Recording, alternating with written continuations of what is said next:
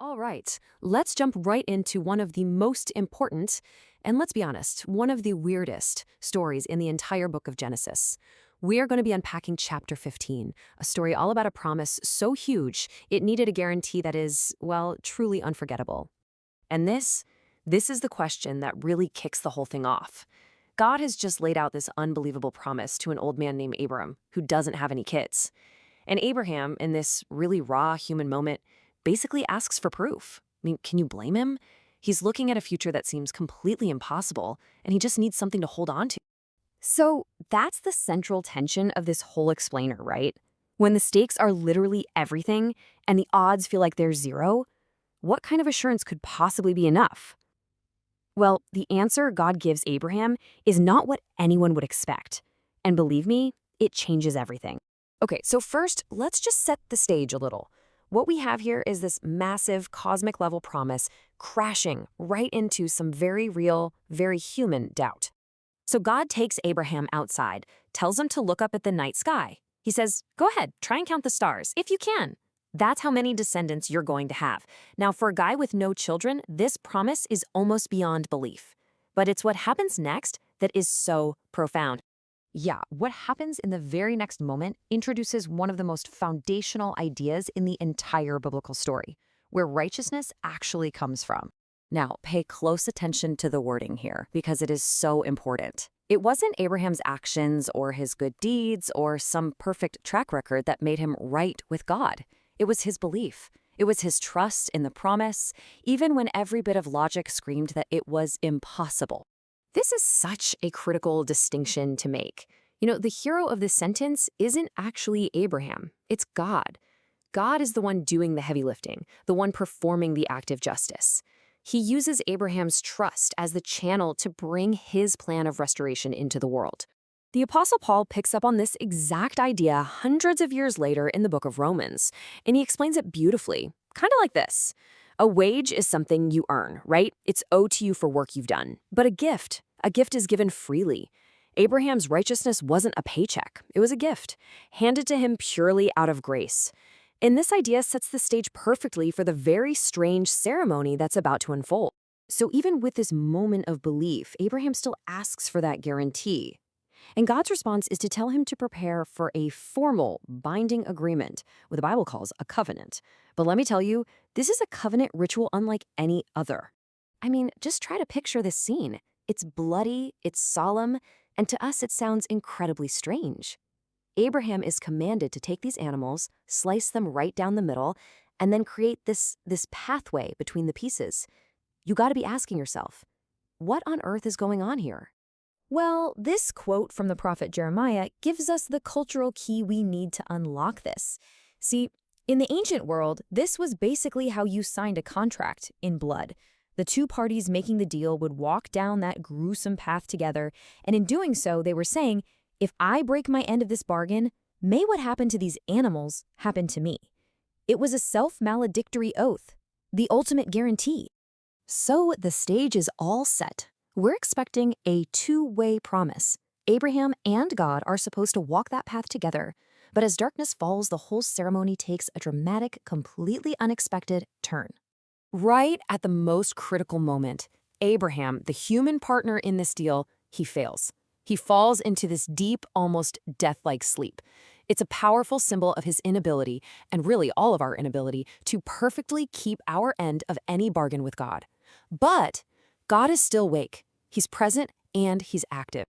And here it is. This is the absolute heart of the matter.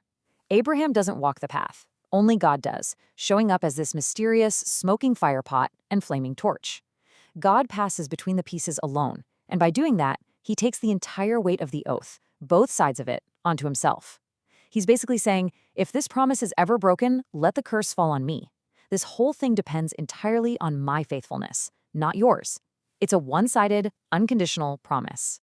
This powerful, one-of-a-kind ritual actually reveals the deeper meaning behind the entire system of sacrifice that would develop later on. You see, it was never just about following rules. It was about relationship, and it was about restoration. You know, when you really break it down, sacrifice was never just a mechanical ritual. It was a profound physical story that carried deep spiritual weight. It was a way of saying, I want to rise above my base instincts. It was a physical confession that, yeah, rebellion against God has deadly consequences. It was a total surrender of your own will. And maybe most importantly, it was this tangible acknowledgement of grace, the idea that a substitute could take the penalty that you actually deserved. And that's the thing. All of these rituals in the Old Testament were understood as pointers. They were like formulas that brought a measure of peace in their time, but they were also signposts, all directing attention down the road to a final, ultimate sacrifice that would fulfill the meaning behind every single one of them. So, what does a 4,000-year-old story about a bizarre, bloody ritual have to do with us today? Well, the answer is found in how this whole concept of sacrifice was completely turned on its head. And here we are back with the Apostle Paul, who just reframes the whole idea. He says, because of the incredible grace shown in God's one-sided promise, our response isn't more animal sacrifices. No, our response is to offer our very lives, our thoughts, our words, our actions, as one continuous act of grateful worship. And that, right there, is the ultimate takeaway. Realizing that our relationship with God depends on His faithfulness, not our own perfect performance. Well, that doesn't make us lazy or apathetic. It sets us free. It frees us from that endless cycle of messing up and feeling guilty, and it inspires us to live a life that's rooted in pure gratitude for a promise that, by its very design, cannot be broken. So in the end, we're right back where we started, with a promise that seems almost too good to be true. The story of Genesis 15 suggests that the most powerful guarantees aren't based on how tightly we can hold on, but on the character of the one who made the promise to begin with. And that's a thought that has the power to change not just how we see the future, but how we live right here, right now. Okay, let's unpack this. Let's do it. We're doing a deep dive today into, well, what you could call a foundational story. It's really the origin point for a massive, guaranteed promise. And our mission here is to explore Genesis chapter 15. Right, and we're doing this specifically for you, especially if you've never really encountered this text before. Think of this chapter as the moment a divine figure drafts a binding, unilateral, almost like a legal contract. It's even more than a contract, really. The word is covenant, and it's formalized in one of the most bizarre and dramatic rituals you'll find in ancient literature. So we're going to be extracting a few core insights from this. Yeah, three big ones. First, how this idea of simple trust was somehow counted as justice. Okay. Second, why this shocking ancient ritual walking between severed animals was the ultimate guarantee. And the third. Why this whole system, this whole promise, relies entirely on one partner, not two, which is, well, it's the game changer. Before we get there, we have to set the scene. This is important. This story happens years after the main character, Abraham, was called out of his home city, Ur of the Chaldees. And you have to understand, Ur wasn't just some desert tent. This was a wealthy, sophisticated urban center in Mesopotamia. And now he has incredible wealth. He's done what he was told, but he's facing this deeply human, very poignant problem: legacy. He has no heir. And that's right where the chapter opens. It's a vision. A divine voice offers this reassurance, do not fear. I will protect you, and your reward will be great. And Abraham's reply is so human. Yeah. It's immediate, it's practical. He just cuts right through the poetry of the blessing. He asks the ultimate so what question. Exactly. He says, of what use are all these blessings if I don't have a biological son? He basically says, if I die childless, Eliezer of Damascus, a trusted servant, he gets everything. The wealth is just pointless without that continuity. And that anxiety, it's just immediately dismissed. God tells him, no, Eliezer will absolutely not be your heir. You will have a son from your own body. And then we get this famous image. It's designed to just completely break any human sense of scale. He takes Abraham outside, tells him to look up at the stars and try to count them. It's an impossible task. Impossible. And the guarantee is that will be the number of descendants you will have. And this right here, this is the pivot point. It's the engine of the whole chapter. It is. After hearing this completely impossible promise, the text says, Abraham believed the Lord, and the Lord considered him just due to his faith. Such a critical phrase. It is. But what does that actually mean, to be considered just in this context? It sounds a bit like a transaction. Well, and that's where looking at the nuances of the original language gives us an essential insight. We often read it exactly like you said. Like Abraham does something he believes, and he gets a reward, which is justice. Right. But the analysis we're looking at, it shifts the emphasis completely. Okay. How so? Instead of seeing Abraham as the one earning justice, we see the divine figure as the active source of justice itself. Wait, so the focus shifts away from Abraham being the agent. Precisely. The argument is that God is the protagonist of justice here. And Abraham's trust, this simple act of reliance on an impossible promise, that's the mechanism God uses to bring justice into the world. So justice isn't something he earned by being morally perfect or doing good deeds. Not at all. It's a divine declaration. It's rooted in his trust. It's an initial gift. It's grace. That makes the whole thing entirely unearned, which, that brings up the next logical question. Yeah. If this promise of land and descendants is so huge, so radical, Abraham needs a guarantee. He needs something concrete. And he asks for it. He asks directly. God identifies himself. I'm the one who brought you out of Ur to give you this land.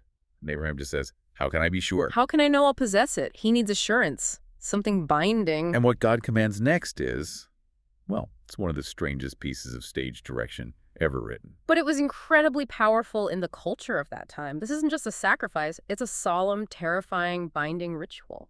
God tells him to gather a heifer, a female goat, and a ram, all 3 years old, so they're mature, valuable, and also 2 birds.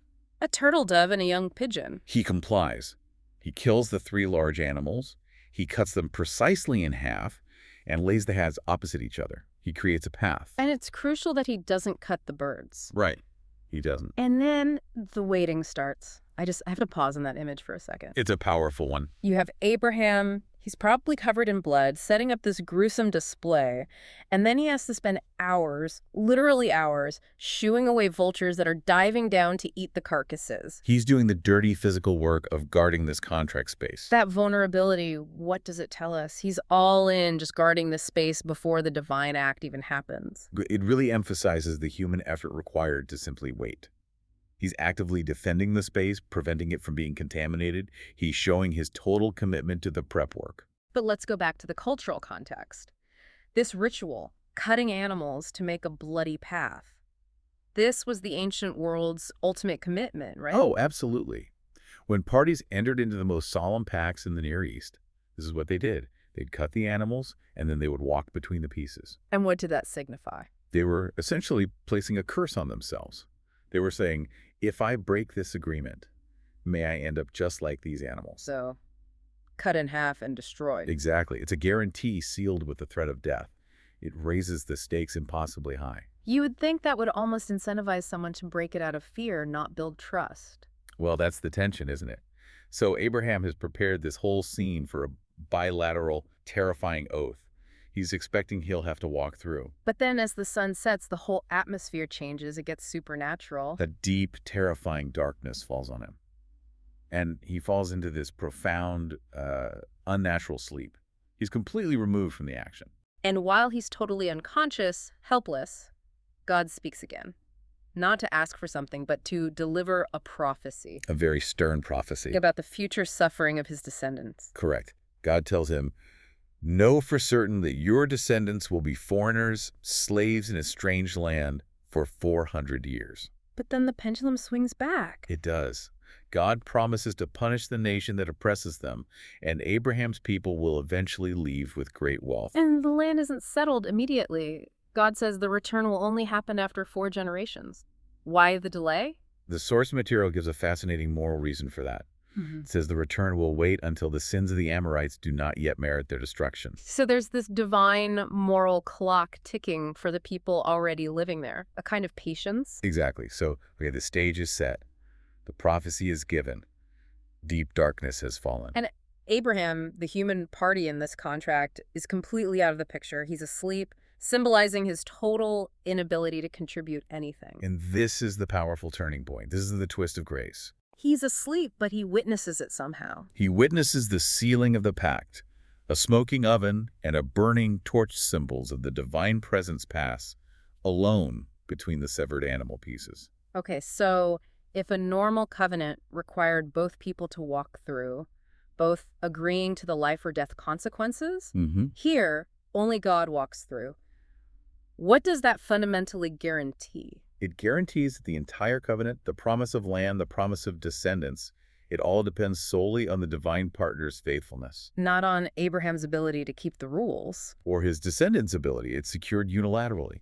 The one who started the promise is the only one who takes the oath to uphold it. That's the greatest assurance you could possibly get. It is. It moves the whole foundation from a terrifying mutual deal to an unconditional guarantee. Exactly.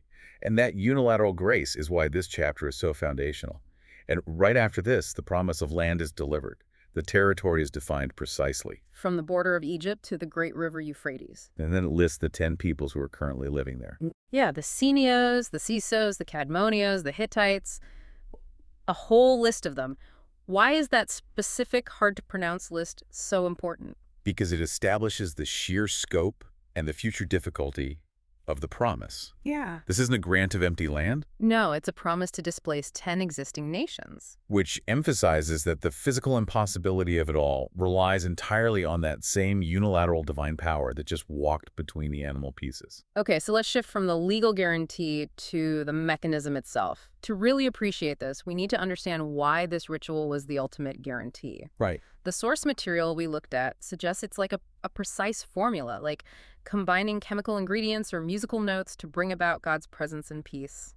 The central idea is that offering an innocent animal is a kind of procedural recipe for atonement, for forgiveness. It's a physical act meant to create an internal transformation. And it has 4 distinct teachings for the person offering it. Yes, 4 profound teachings. So walk us through that formula. What's the first teaching? The first is desire. Just the act of offering something valuable represents a yearning to approach the divine, to elevate yourself from a purely, carnal or instinctive life. Putting a desire for something transcendent above your own physical needs. Exactly. Okay, and the second teaching, that gets to the root of the problem. That's confession.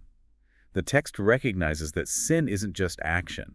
It's destructive ways of thinking and speaking. So the procedure demands that you consciously recognize the deadly consequences of those things, and you surrender that destructive mindset. You decide to only express beautiful words like, I forgive you or I love you. The third step is the most physical, the most visceral. Burning the entrails, spilling the blood, what does that symbolize? That is surrender. Burning the entrails, the most hidden, intimate parts, symbolizes surrendering your deepest motivations, dying to selfish desires. It's about presenting your body as an instrument of justice, not iniquity. Precisely. And that internal change is completed by the final and most essential teaching. Which is substitution. Correct. The person offering the sacrifice recognizes that the divine, by pure grace, is providing a substitute, the animal. It takes the offerer's guilt. Yes. It's a crucial transfer. It allows the human to receive justice and forgiveness instead of destruction. And that's why the offering is called a fragrant aroma, because the procedure works. It moves the person toward repentance.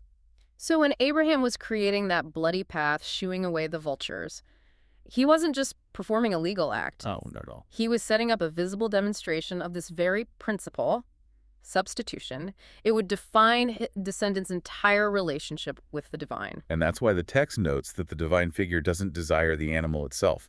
What's truly honored is the broken and contrite spirit that the ritual creates. The procedure is just the mechanism to get you there. Okay, let's bring this all home. Genesis 15, at the end of the day, is about God providing an unearned, guaranteed promise of land and descendants. And it's secured not by Abraham's merit, his morality, or even his ability to stay awake, But by God's own unilateral action, passing through the severed animals alone. And this foundational act of grace is what's meant to free people from ingratitude and rebellion. The outcome is the certainty that the promise will be fulfilled. We are called to live in the light of that guarantee. A promise secured by a partner who, as it's said, never sleeps nor slumbers. Right? So that brings us to the ultimate application. If these ancient sacrifices were a detailed formula for forgiveness and surrender, substituting an animal for human guilt, what does that mean for us today? Well, the final teaching in the sources urges you, the listener, to apply this knowledge by presenting yourself to the divine, not as a burnt offering, but as a living sacrifice, holy and acceptable to God. A living sacrifice, that's not a one-time act, that's a conscious daily choice. It is. The original sacrifice was about surrendering the body as an instrument of justice, not iniquity. So if we take this knowledge with us, what active, conscious surrender of a thought, a word, and action does a living sacrifice require from you today? And how does that new way of thinking transform your day-to-day choices? That is the kernel for you to explore next. You now have the core of Genesis 15, the idea that the greatest promises aren't rooted in your ability to keep them, but in the faithful, unilateral guarantee of the one who made them. That is quite the assurance to walk away with. You've completed your deep dive. We will catch you next time.